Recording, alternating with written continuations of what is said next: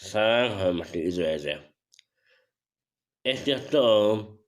Hal-hazırda indi qeyd edirəm hava məhkəmələr çoxalıb, nümayəndə predmeti olub. İnsanlar pul verib ev almağına baxmayaraq, əmlak almağına baxmayaraq əvvəldən alınır.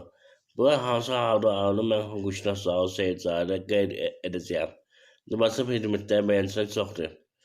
Sizin hamınızdan xahiş edirəm ki, videonu bəyənin, qoy insanların bu barədə məlumatı olsun.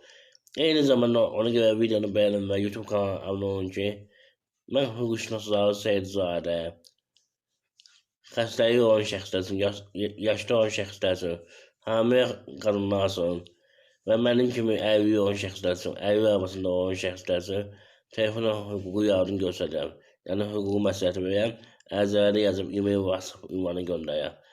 Qeyd edin ki, telefonla hüquqi məsləhətin verilməsi 10 manatdır. Kimin nəsi var, WhatsApp səsini göndərsin. Və bəyəni keçən mövzuda hörmətli izləyicilər. Amma onu qeyd edin ki, hüquqi məsləhəti almaq üçün mənim telefon nömrəm videonun uzaq yerində YouTube kanalında qeyd olunub. Eyni zamanda YouTube kanalında şort olmasını istənilən videonun üzərində var. Və yenə dediyim kimi keçən mövzuya. Son zamanlarda belə bir hava çoxalıb ki, ərlə arvad boşandığı zaman və ərinin şəxsi vəsiqəsində yazılısı var. Eyni zamanda həyat yoldaşı qeydiyyatda olmadığına görə götürür evi satır başqasına. Bunların da qanunla 3 il müddətində boşandığı gündən hüquqları var ki, mühkəm pay alsınlar. Həmin payı almamış satır başqasına, sonra da arvad iddia qalır ki, mənim payımı verim, məhkəmənin növbəsi və nəticədə evi belə hansı ki pul verib ev alıb, həmin şəxsin əlindən alırlar.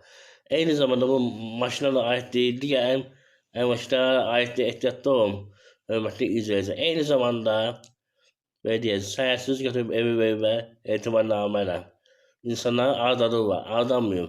Sonra dediyim kimi, arvadlar gəlir çıxır ki, mən əlindən boşanıram, ev özləşməyib, evimizi qaytarın bizimdir. Pulları alırlar həmin şəxsin əlindən, sonra da evi alırlar əlindən. Biraz ayıq olun, hörmətli izləyicilər. Və ya hava olmasın deyə bir neçə məsləhət vermək istəyirəm. Siz belə baxmayaq ki, sübə adından ev alırsınızsa, o halda mütləq deyin ki, get keçsin, şahvadımı razı olun. Yəni bizə gətir, ondan sonra gedək alqı satqıya. Və ya ev alırsınızsa, mütləq qaydada ilkin alqı satqı müqaviləsini alın. Bir var alqı satqı müqaviləsi, bir var ilkin alqı satqı müqaviləsi. Bunların fərqi başqa şeydir. İlkin alqı satqı müqaviləsi sənədi olmayan evlərdə verir və territoriya əsasında və ya bələdiyyə sənədi əsasında, eyni zamanda sənədin əsasında da eləmək olar.